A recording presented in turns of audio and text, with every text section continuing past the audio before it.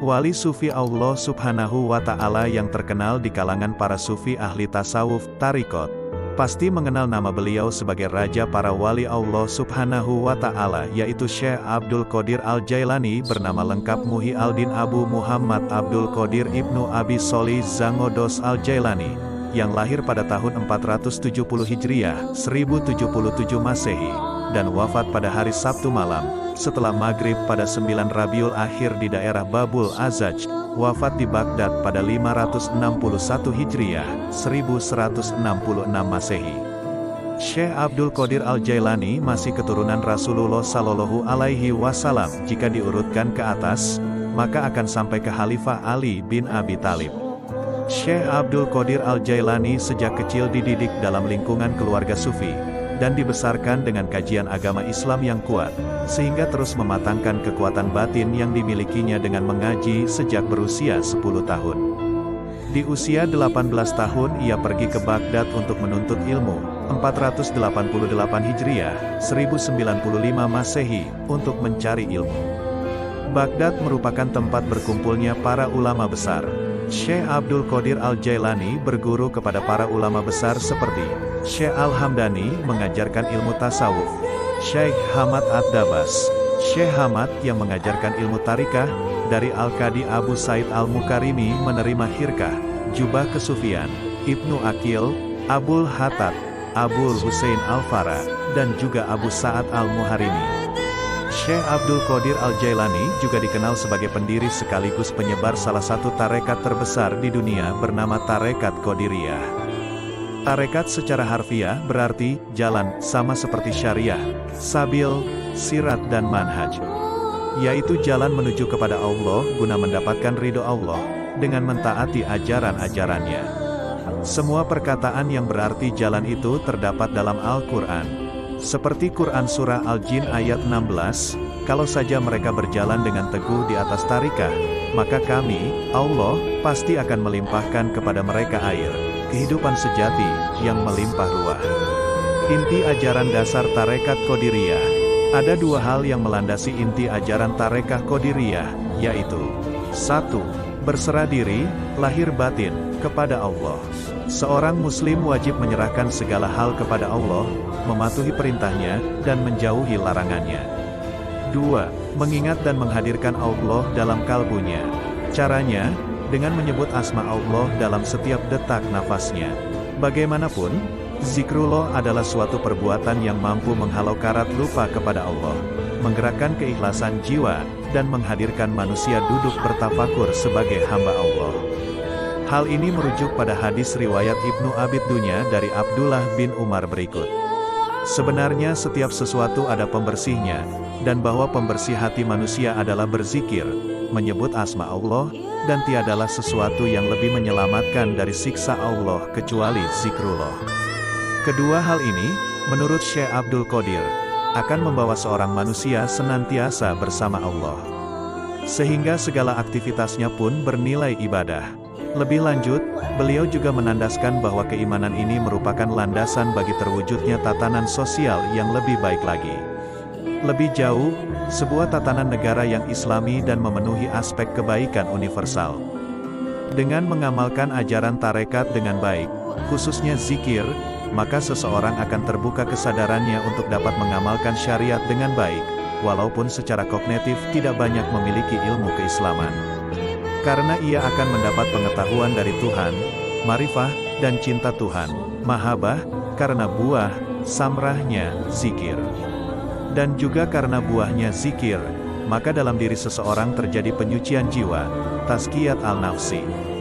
Dan dengan jiwa yang suci seseorang akan dengan ringan dapat melaksanakan syariat Allah. Jumlah karomah yang dimiliki oleh Asy-Syaikh Abdul Qadir Al-Jailani banyak sekali, dan dalam riwayat manakib Syekh Abdul Qadir Jailani ada beberapa karomah dan keajaiban yang diperlihatkan sebagai gambaran kebesaran Allah Subhanahu wa Ta'ala yang bisa dipetik hikmah. Berikut akan dibacakan beberapa kisah karomah beliau. 1. Ujian seekor ular. Pada suatu hari di majlis Asy-Syaikh Abdul Qadir Al-Jailani beserta murid-muridnya yang lain. Tiba-tiba, muncul seekor ular besar di pangkuan Asy-Syaikh. Maka orang ramai yang hadir di majelis itu pun berlari tunggang langgang ketakutan. Tetapi Asy-Syaikh Al-Jailani hanya duduk dengan tenang saja. Kemudian ular itu pun masuk ke dalam baju Asy-Syaikh, dan telah merayap-rayap di badannya. Setelah itu, ular itu telah naik pula ke lehernya. Namun, Asy-Syaikh masih tetap tenang dan tidak berubah keadaan duduknya. Setelah beberapa waktu berlalu, turunlah ular itu dari badan Asy-Syaikh, dan ia telah seperti bicara dengan Asy-Syaikh Abdul Qadir Al-Jailani. Setelah itu, ular itu pun gaib atau lenyap. Kami pun bertanya kepada Asy-Syaikh Abdul Qadir Al-Jailani, tentang apa yang telah dituturkan oleh ular itu.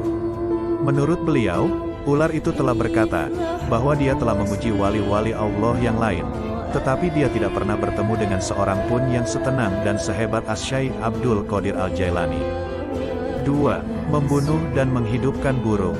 Pada suatu hari, ketika Asy-Syaikh sedang mengajar murid-muridnya di dalam sebuah majelis, seekor burung telah terbang di udara di atas majelis itu sambil mengeluarkan satu bunyi yang telah mengganggu majelis itu. Maka Asy-Syaikh Abdul Qadir Al-Jailani pun berkata, "Wahai angin, ambil kepala burung itu." Seketika itu juga, burung itu telah jatuh ke atas majelis itu, dalam keadaan kepalanya telah terputus dari badannya. Setelah melihat keadaan burung itu, Asy-Syaikh Abdul Qadir Al-Jailani pun turun dari kursi tingginya dan mengambil badan burung itu, lalu disambungkan kepala burung itu ke badannya. Kemudian Asy-Syaikh Abdul Qadir Al-Jailani berkata, "Bismillahirrohmanirrohim." Dengan serta-merta, burung itu telah hidup kembali dan terus terbang dari tangan Asy-Syaikh. Maka takjublah para hadirin di majelis itu, karena melihat kebesaran Allah yang telah ditunjukkannya melalui tangan Asy-Syaikh. 3. Penculikan oleh jin. Pada suatu hari, di dalam tahun 537 Hijriah, seorang lelaki dari kota Baghdad, dikatakan oleh setengah perawi, bahwa lelaki itu bernama Abu Said Abdullah ibnu Ahmad ibnu Ali ibnu Muhammad al-Baghdadi, telah datang bertemu dengan Asy-Syaikh Jailani dan berkata, bahwa dia mempunyai seorang anak dara cantik berumur 16 tahun bernama Fatimah. Anak daranya itu telah diculik, diterbangkan, dari atas anjung rumahnya oleh seorang jin. Maka Asy-Syaikh Abdul Qadir Al-Jailani pun menyuruh lelaki itu pergi pada malam hari itu, ke suatu tempat bekas rumah roboh, di satu kawasan lama di kota Baghdad bernama Al-Karq. Carilah bonggol yang kelima, dan duduklah di situ. Kemudian, gariskan satu bulatan di sekelilingmu di atas tanah. Kala engkau membuat garis, ucapkanlah Bismillah, dan di atas niat Asy-Syaikh Abdul Qadir Al-Jailani. Apabila malam telah gelap, engkau akan didatangi oleh beberapa kumpulan jin, dengan berbagai rupa dan bentuk. Janganlah engkau takut, apabila waktu hampir terbit fajar, akan datang pula Raja Jin dengan segala angkatannya yang besar. Dia akan bertanya hajatmu. Katakan kepadanya, bahwa aku telah menyuruh engkau datang bertemu dengannya. Kemudian ceritakanlah kepadanya tentang kejadian yang telah menimpa anak perempuanmu itu. Lelaki itu pun pergi ke tempat itu dan melaksanakan arahan Asy-Syaikh Abdul Qadir Al-Jailani.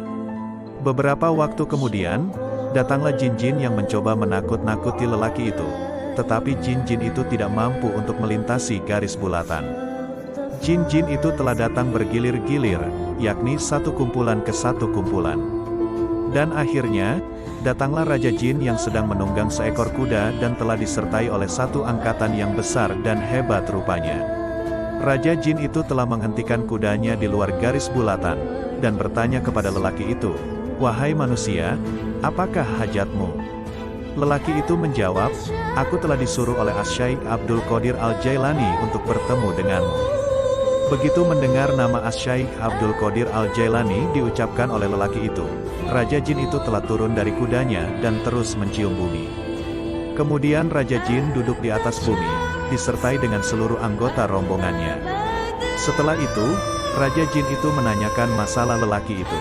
Lelaki itu pun menceritakan kisah anak gadisnya yang telah diculik oleh seorang jin.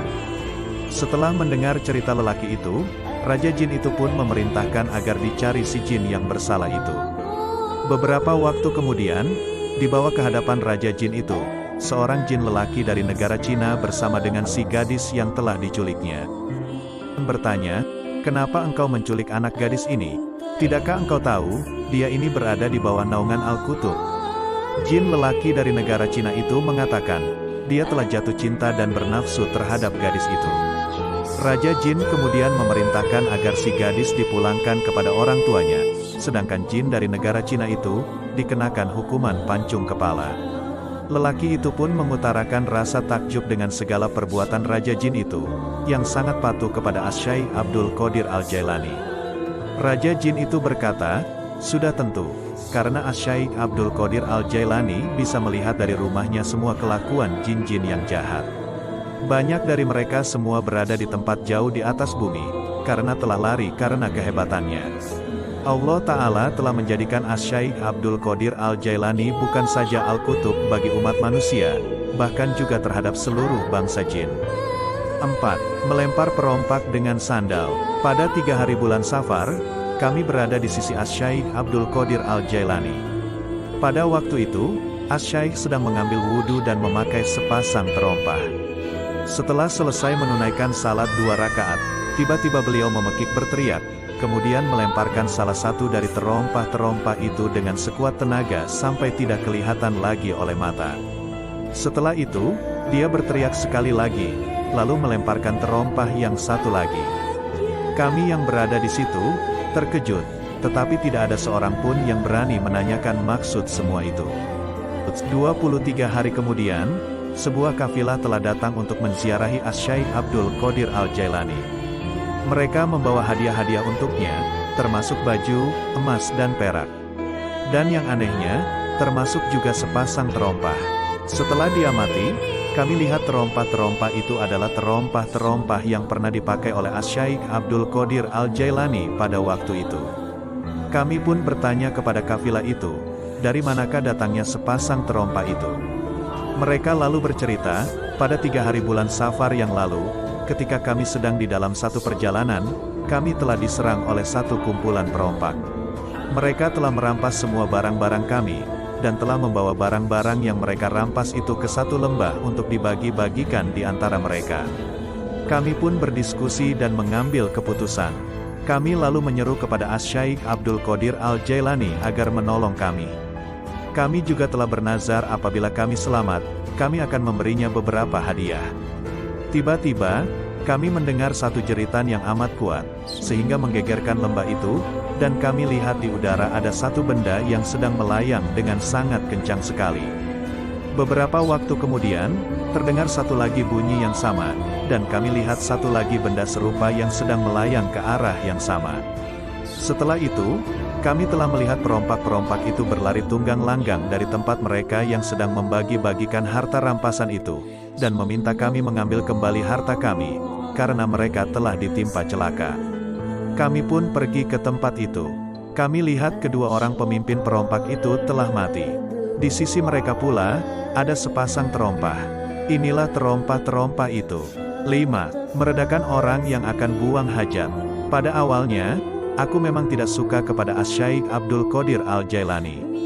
Walaupun aku merupakan seorang saudagar yang paling kaya di kota Baghdad waktu itu, aku tidak pernah merasa tentram ataupun berpuas hati. Pada suatu hari, aku pergi menunaikan salat Jumat.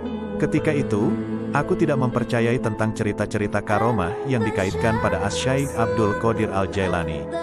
Sesampainya aku di masjid itu, aku dapati beliau telah ramai dengan jamaah. Aku mencari tempat yang tidak terlalu ramai, dan itu di hadapan mimbar. Di kala itu, Asy-Syaikh Abdul Qadir Al-Jailani baru saja mulai untuk khutbah Jumat. Ada beberapa perkara yang diulas oleh Asy-Syaikh Abdul Qadir Al-Jailani, yang telah menyinggung perasaanku.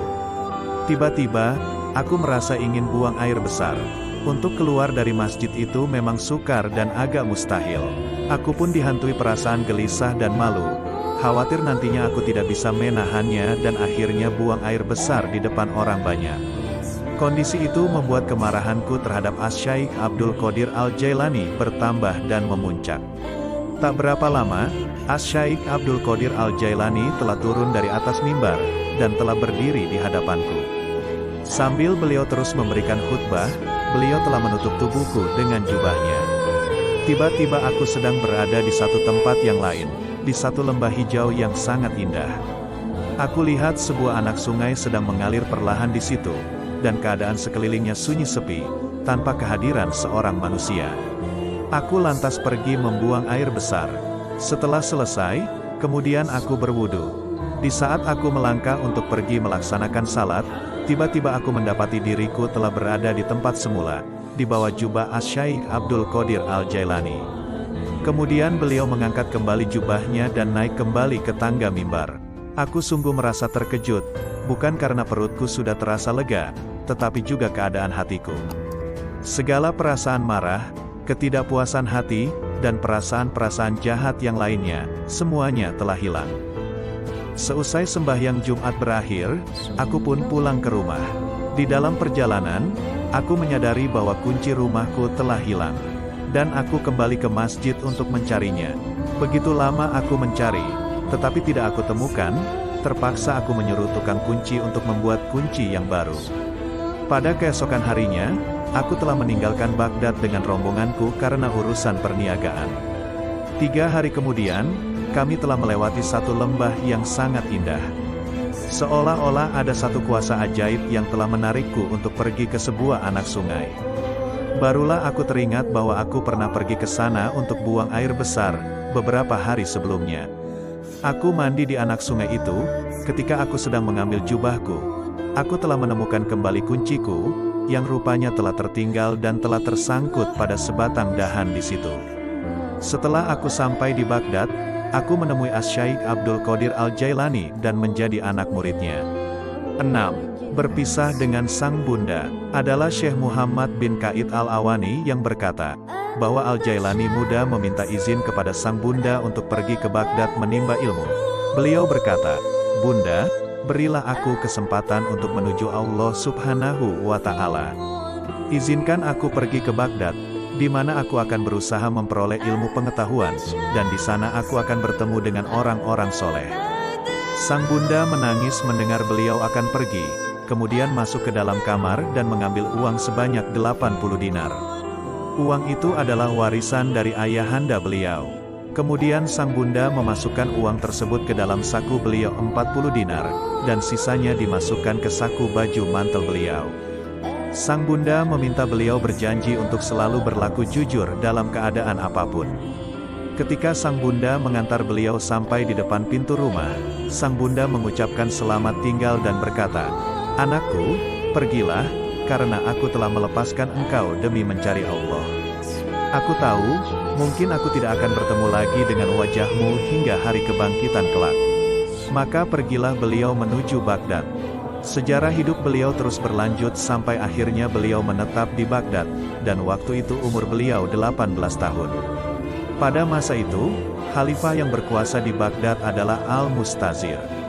Ketika beliau akan memasuki kota Baghdad, beliau dihadang oleh Al-Khidir sembari berkata kepadanya, "Aku tidak akan pernah mengizinkan kamu masuk ke kota Baghdad sampai 7 tahun ke depan." Beliau akhirnya tinggal di pinggiran sungai Tigris selama 7 tahun dengan hanya memakan dedaunan dari jenis yang bisa dimakan, sampai suatu kali leher beliau berubah warna menjadi hijau. Pada suatu malam beliau mendengar suara yang mengatakan, "Wahai Abdul Qadir Al-Jailani, sekarang masuklah ke Baghdad." Setelah mendengar suara itu, beliau segera memasuki Baghdad. Malam itu cuaca sangat dingin dan hujan, maka Abdul Qadir Al-Jailani mendekati zawiyah pondokan Sufi Syekh Hamad bin Muslim Ad-Dabas. Akan tetapi, Syekh Hamad berkata kepada muridnya, "Kuncilah pintu zawiyah, tetapi buatlah cahaya lampu tetap menyinari ke arah luar zawiyah."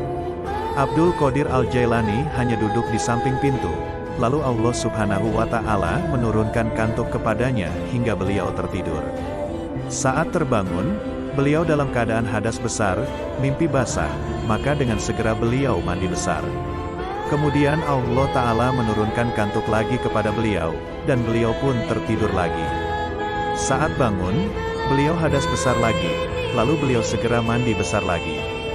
Demikian itu terjadi berulang-ulang hingga 17 kali. Akhirnya, ketika fajar menyingsing, pintu zawiyah terbuka dan Abdul Qadir Al-Jailani melangkah masuk. Syekh Hamad Ad-Dabas segera melangkah maju menyambut beliau, lalu memeluk erat beliau, dan memberi beliau rangkulan yang hangat. Air mata menetes di pipi Syekh Al-Dabas sembari ia berkata, "Oh anakku Abdul Qadir Al-Jailani, hari ini adalah tanggung jawab kami di sini. Zawiyah ini, jika nanti kamu telah memegangnya, maka bimbinglah si tua yang rambutnya telah memutih ini. 7. Para guru Syekh Abdul Qadir Al-Jailani. Abdul Qadir Al-Jailani memperoleh latihan spiritual di Baghdad dari dua sufi terbesar di zaman itu, Syekh Said Abu Al-Khair Hamad bin Muslim Ad-Dabas dan Syekh Qadi Abu Said Mubarak Al-Mahzumi. Meskipun beliau memperoleh banyak berkah dari kedua guru tersebut, namun beliau belum memberi bayat alias menduduki posisi mursyid. Kemudian beliau menjadi murid Syekh Qadi Abu Said Mubarak Al-Mahzumi sekaligus bergabung dalam halakoh dan tarekatnya. Syekh Qadi Abu Said Al-Mahzumi menunjukkan rasa cintanya yang sangat besar terhadap murid istimewanya ini, dan memberkahinya dengan mutu manikam spiritualis dan tasawuf. Suatu kali Abdul Qadir Al-Jailani dan para murid yang lain sedang duduk bersama dengan Syekh. Kemudian Syekh meminta Abdul Qadir Al-Jailani untuk pergi mengambil sesuatu. Setelah ia pergi, Syekh Al-Mahzumi berkata kepada murid-muridnya yang lain, "Suatu hari nanti, kaki pemuda itu akan menginjak tengkuk semua aulia, para wali Allah." Setelah beberapa waktu tinggal di Baghdad, Abdul Qadir Al-Jailani mengikuti pendidikan di Jamiah Nizamiyah yang tersohor sebagai pusat pendidikan dan ilmu kerohanian di dunia Islam. Abdul Qadir Al-Jailani menuntut ilmu dengan penuh keikhlasan dan kesungguhan. Di antara guru-guru beliau yang memberikan ilmu qiraat, tafsir, hadis, fikih, syariat, dan tarekat adalah Abul Wafa Ali bin Aqil, Abu Zakaria Yahya bin Ali At-Tabrizi, Abu Said bin Abdul Karim, Abul Anaim Muhammad bin Ali bin Muhammad, Abu Said bin Mubarak Al-Mahzumi, dan Abul Khair Hamad bin Muslim Ad-Dabas. Dalam bidang adab, salah satu guru beliau yang merupakan seorang alim besar pada masa itu ialah Al-Alama Zakaria At-Tabrizi. Dan dalam bidang fikih dan usyul fikih, guru-guru beliau adalah Syekh Abul Wafa bin Aqil Al-Hanbali, Abul Hasan Muhammad bin Qadi Abul Ula, Syekh Abul Hatab Mahfuz Al-Hanbali, dan Qadi Abu Said Al-Mubarak bin Ali Al-Mahzumi Al-Hanbali. Dalam bidang hadis, beliau menerima ilmu dari para ulama sebagai berikut: Said Abul Barakat Talah Al-Akuli, Abul Anaim Muhammad bin Ali bin Maimun Al-Farsi, Abu Uthman Ismail bin Muhammad Al-Ishbihani, Abu Galib Muhammad bin Hasan Al-Bakillani, Abu Muhammad Jafar bin Ahmad bin Al-Husaini, Sayyid Muhammad Mukhtar Al-Hasimi, Sayyid Abu Mansur Abdur Rahman Al-Kazas, dan Abul Qasim Ali bin Ahmad Banan Al-Kargi. Setelah menempuh pendidikan dengan tekun, Abdul Qadir Al-Jailani lulus dari Jamiah Nizamiyah.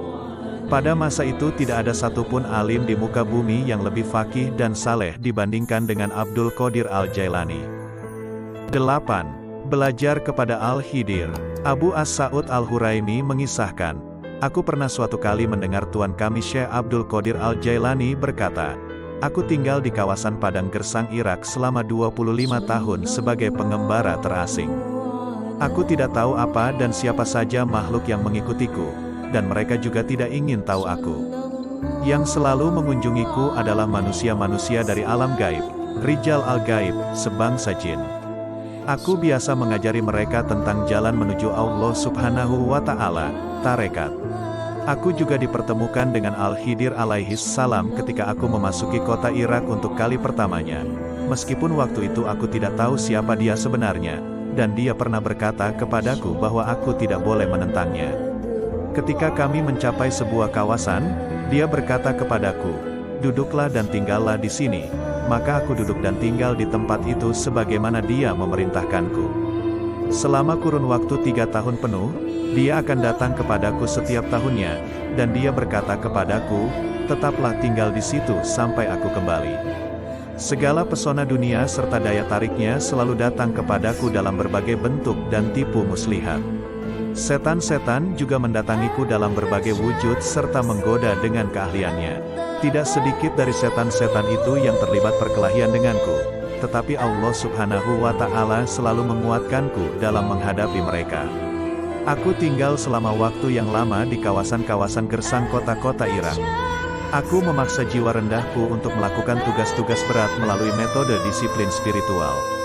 Kemudian aku menghabiskan waktu selama 1 tahun dengan hanya makan dari sisa-sisa sampah tanpa minum air sedikit pun. Kemudian selama 1 tahun berikutnya sambil minum air. Kemudian selama 1 tahun penuh dengan hanya minum air, tetapi tanpa menyantap apapun. Dan di tahun berikutnya aku tidak minum, tidak juga makan, dan tidak tidur sama sekali. Aku juga bermukim selama beberapa tahun di kawasan Gersang Nan Tandus di sebuah daerah pinggiran kuno kota Baghdad, di mana satu-satunya sumber makananku adalah dedaunan lontar. Pada setiap awal tahun, seseorang akan datang kepadaku dengan mengenakan jubah yang terbuat dari wol. Aku sudah memasuki 1000 lebih kondisi wujud yang berbeda-beda, dengan tujuan untuk membebaskan diri dari dunia milik kalian ini. Dan keadaan yang menimpaku itu hanya dapat dipandang sebagai bentuk ketololan, kegilaan, dan ketidakwarasan. Aku biasa berjalan tanpa alas kaki, melewati onak duri, kerikil tajam, dan tempat-tempat berbahaya sejenisnya. Tidak pernah sekalipun jiwa rendahku menang atas diriku. Tidak juga ada satupun kemilau dunia yang mampu menggodaku. 9. Ujian dari Al-Khidir. Beliau, Al-Khidir, datang kepadaku untuk memberikan suatu ujian, sebagaimana ia telah menguji para wali-wali Allah yang lain sebelumku. Dia menyingkap kepadaku rahasia dari wujudnya dengan cara menampakkan wawasan menuju materi-materi yang aku dapatkan bersamanya. Kemudian aku berkata kepadanya, "Wahai Khidir, jika benar engkau pernah berkata pada Musa alaihis salam, kamu tidak akan pernah dapat bersabar bersamaku, maka sekarang aku akan katakan kepadamu, wahai Khidir, bahwa kamu tidak akan pernah bersabar bersamaku. Kamu seorang Israeli, sementara aku adalah seorang Muhammadi. Inilah kita, kamu dan aku, dan ini adalah bola polonya. Celanaku masih terikat kuat dan pedangku belum disarungkan." 10. Anugerah Jubah Sufi. Beliau juga berkata, "Selama 11 tahun aku membetahkan diriku tinggal di reruntuhan benteng yang saat ini disebut Menara Persia. Tempat itu menjadi pemukiman panjangku. Di tempat itu aku membuat perjanjian dengan Allah Subhanahu wa Ta'ala bahwa aku tidak akan pernah makan sampai akhirnya ada yang menyediakan makanan buatku, dan aku tidak akan pernah minum sampai ada yang memberiku sarana untuk memuaskan dahagaku. Kemudian aku tinggal di situ selama 40 hari tanpa makan dan minum. Pada hari ke-40, datang seorang laki-laki membawa sepotong roti dan beberapa makanan. Dia meletakkannya di depanku dan segera beranjak pergi meninggalkanku sendiri. Nafsuku kemudian cepat-cepat memaksakan keinginan untuk menyambar makanan tersebut. Maka aku katakan, demi Allah, makanan ini tidak sejalan dengan perjanjian yang aku ikrarkan kepada Allah. Kemudian di dalam batinku aku mendengar suara yang keras dan berteriak, lapar, tapi aku tetap menolak untuk menurutinya. Kebetulan pada saat itu Syekh Abu Said Al-Makarimi melintas di depanku dan mendengar suara teriakan itu. Lalu ia mendekatiku dan bertanya kepadaku, "Apa arti teriakan tadi, wahai Abdul Qadir Al-Jailani?" Aku menjawab, "Tadi itu hanyalah bisikan jiwa rendahku. Seperti halnya ruh, ia akan reda dengan sendirinya." Kemudian ia berkata kepadaku, "Datanglah ke gerbang Al-Azaj." Lalu ia pergi meninggalkanku, dan aku berkata kepada diriku sendiri, "Aku tidak akan pernah meninggalkan tempat ini, kecuali Tuhan sendiri yang memerintahkanku." Kemudian Al-Khidir alaihis salam datang kepadaku dan berkata, "Bangunlah dan pergilah ke Abu Said Al-Makarimi." Maka aku pun bergegas pergi, dan di sana aku menjumpainya sedang berdiri di depan rumahnya tengah menanti kedatanganku. "Wahai Abdul Qadir Al-Jailani," katanya kepadaku, "apakah belum cukup bagiku ketika aku katakan, datanglah kepadaku?" Kemudian ia menganugerahkan jubah sufi dengan tangannya sendiri, dan semenjak saat itu, aku dengan tekun membaktikan diriku kepadanya, dan menjadi muridnya yang rajin. 11. Melayan saat berdakwah. Al-Hattab, pembantu Syekh Abdul Qadir Al-Jailani berkata, suatu hari ketika Syekh sedang memberikan ceramah, beliau tiba-tiba naik beberapa langkah ke angkasa dan beliau berkata, "Wahai Israel, berhentilah dan dengarkan kata-kata Sang Muhammad." Kemudian beliau kembali ke tempat duduknya semula. Ketika beliau diminta untuk menjelaskan kejadian tersebut, beliau menjawab, "Abu Al-Abbas Al-Khidir berada di atas sana. Tadi ia sedang melintasi majelis kita ini, maka aku memintanya berhenti dan berkata kepadanya apa saja yang aku dakwahkan kepada kalian semua." 12. Diludahi Rasulullah 7 kali, Ali 6 kali. Ini diriwayatkan oleh Syekh Abu Muhammad Al-Jubai, bahwasannya beliau Syekh Abdul Qadir Al-Jailani berkata, "Aku suatu kali berjumpa dengan Rasulullah dalam penampakan ruhani sebelum waktu zuhur, dan beliau berkata kepadaku, 'Wahai anakku terkasih, kenapa engkau tidak berbicara, berdakwah kepada manusia?' Maka aku menjawab, 'Wahai Bapakku terkasih, aku adalah seorang ajam, bukan orang Arab. Lalu bagaimana aku bisa berkata-kata dengan fasih di tengah-tengah orang Baghdad yang jelas mereka pandai berbahasa Arab?' Kemudian Rasulullah berkata, 'Sekarang bukalah mulutmu.' Maka aku membuka mulutku lebar-lebar, dan beliau meludahiku sebanyak 7 kali. Kemudian beliau berkata kepadaku, 'Kamu harus berdakwah kepada manusia sekarang. Ajaklah mereka menuju jalan Allah dengan hikmah dan nasihat yang baik.' Aku kemudian menunaikan salat zuhur, dan kemudian aku duduk setelah itu hendak berceramah, namun aku masih kehilangan kata-kataku. Kemudian aku melihat penampakan Sayyidina Ali karramallahu wajahu, dan beliau berkata, 'Bukalah mulutmu.' Aku lalu membuka mulutku, dan beliau meludahiku sebanyak 6 kali.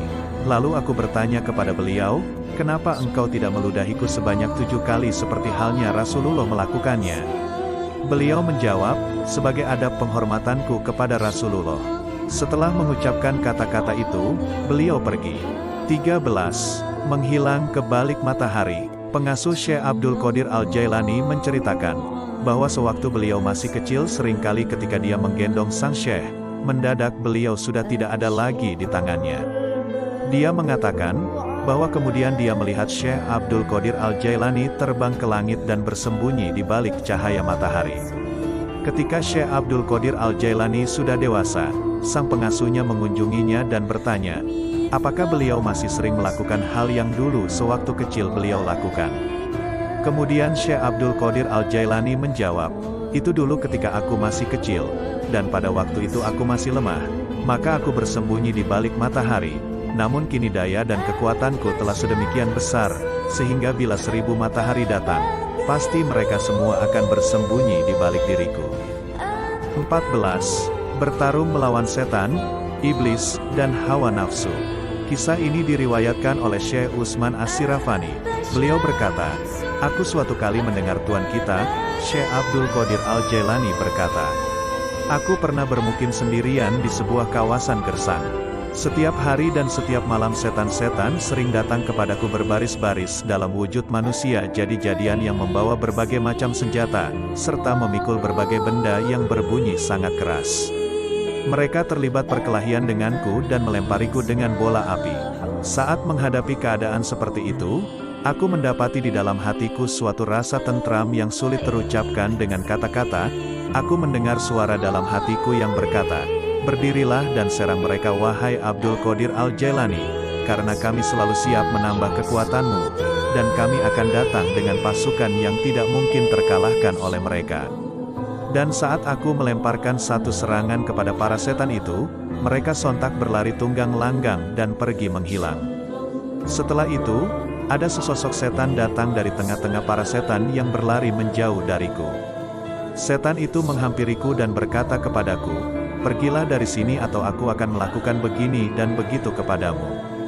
Dia memperingatkanku akan akibat apa saja jika aku tidak pergi dari wilayah itu. Maka kemudian aku menamparnya dengan tanganku dan dia pun melarikan diri dariku. Lalu aku berucap, tidak ada daya dan kekuatan kecuali bersama Allah yang maha tinggi lagi maha agung. Setan itu diterkam oleh api dan aku melihatnya terbakar hangus. Pada waktu yang lain, aku didatangi oleh sosok yang penampilannya benar-benar menakutkan, dan bau badannya sangat menjijikkan, baunya sangat bacin dan memuakkan.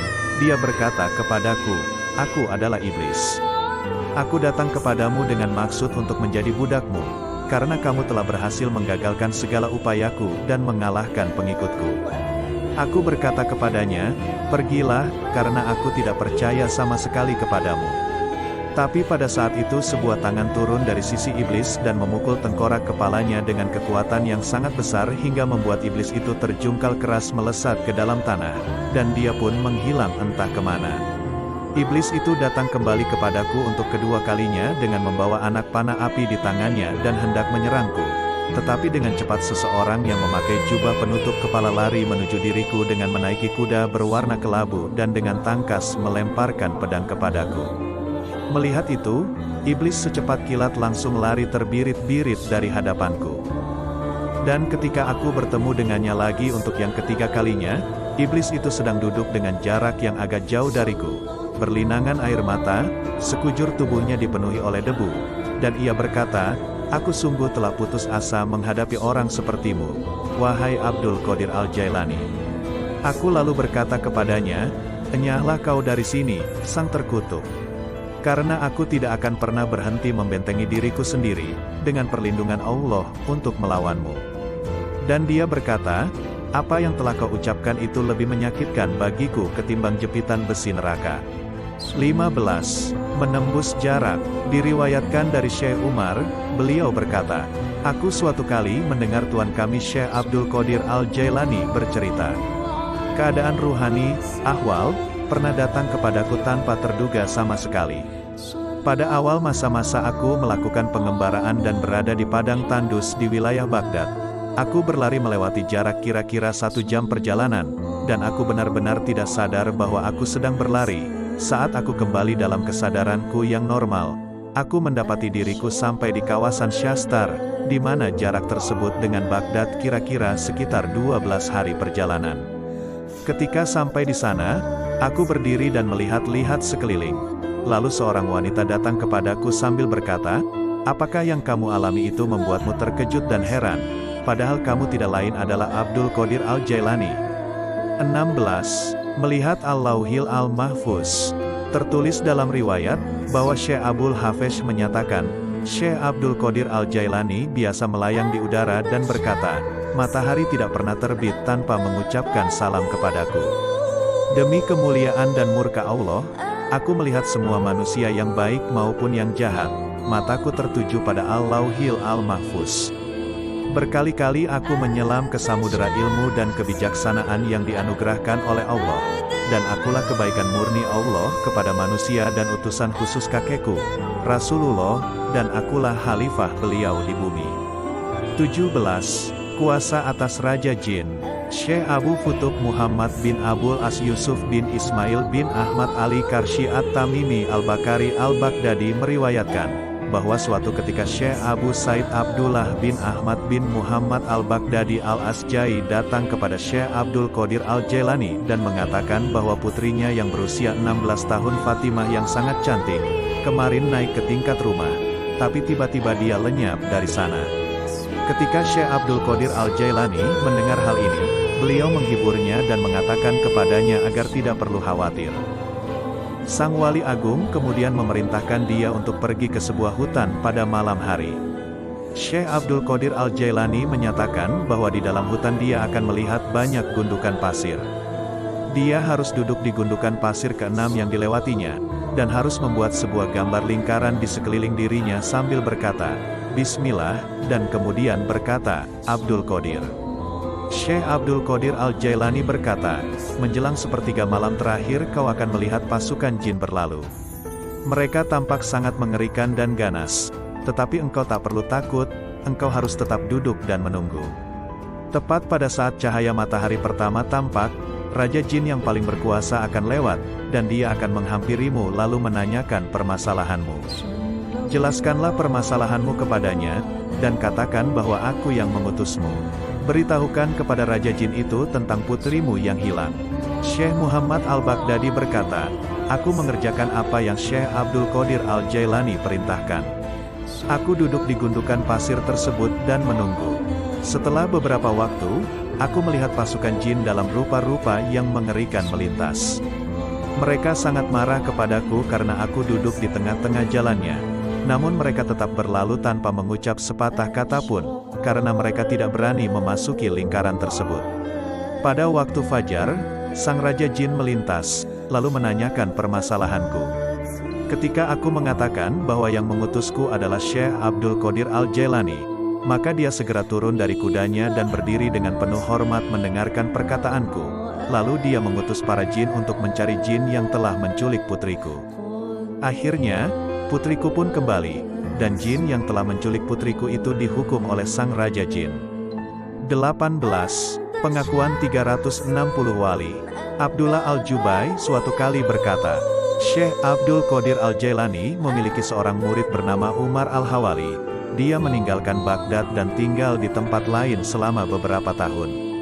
Ketika ia akhirnya kembali ke Baghdad, maka aku berkata kepadanya, sekian lama ini kamu berada di mana?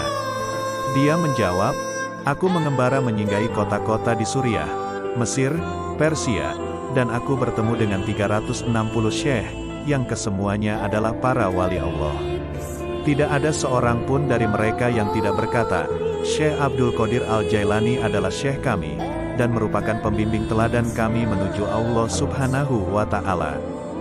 Syekh Hamad Ad-Dabas konon berkata, ketika Syekh Abdul Qadir Al-Jailani yang pada waktu itu masih remaja, disebut dalam majelisnya, aku melihat dua tanda di kepalanya, yang terpasang tegak di antara kebinatangan terendah dan kedaulatan tertinggi.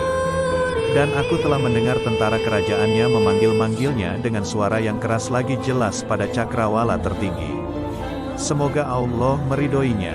Syekh Hamad Ad-Dabas kemudian berkata, kamu adalah penghulu para arifin di zamanmu nanti. Panjimu tertancap kuat untuk dibentangkan, baik dari kawasan timur sampai kawasan barat. Pundak orang-orang di zamanmu akan tunduk di bawah kendalimu, dan kamu akan diangkat pada suatu tingkatan spiritual yang mengungguli semua orang yang sebaya denganmu. 19. Pernyataan, kakiku berada di tengkuk para wali. Diriwayatkan oleh Al-Hafiz Abu Al-Is Abdul Al-Muqtis bin Harb Al-Baghdadi beserta banyak lagi lainnya, kami menghadiri majelis Syekh Abdul Qadir Al-Jailani. Di ruang tamu beliau banyak sekali para syekh dan wali yang mengikuti majelis beliau waktu itu. Ada sekitar kurang lebih 47 para syekh, dan masih banyak lagi yang berada dalam majelisnya. Ketika Syekh Abdul Qadir Al-Jailani berbicara, tampak sekali hati beliau dalam keadaan kesadaran penuh, yakni ketika beliau menyatakan, kakiku berada di atas tengkuk para wali Allah. Syekh Ali bin Al-Haiti melangkahkan kakinya saat itu juga, lalu naik beberapa langkah ke mimbar sang syekh, di mana kemudian dia memegang kaki sang syekh dan meletakkannya di atas tengkuknya sembari memposisikan kepalanya di bawah keliman jubah syekh. Semua yang hadir di situ pun membungkuk seperti yang dilakukan oleh Syekh Al-Haiti.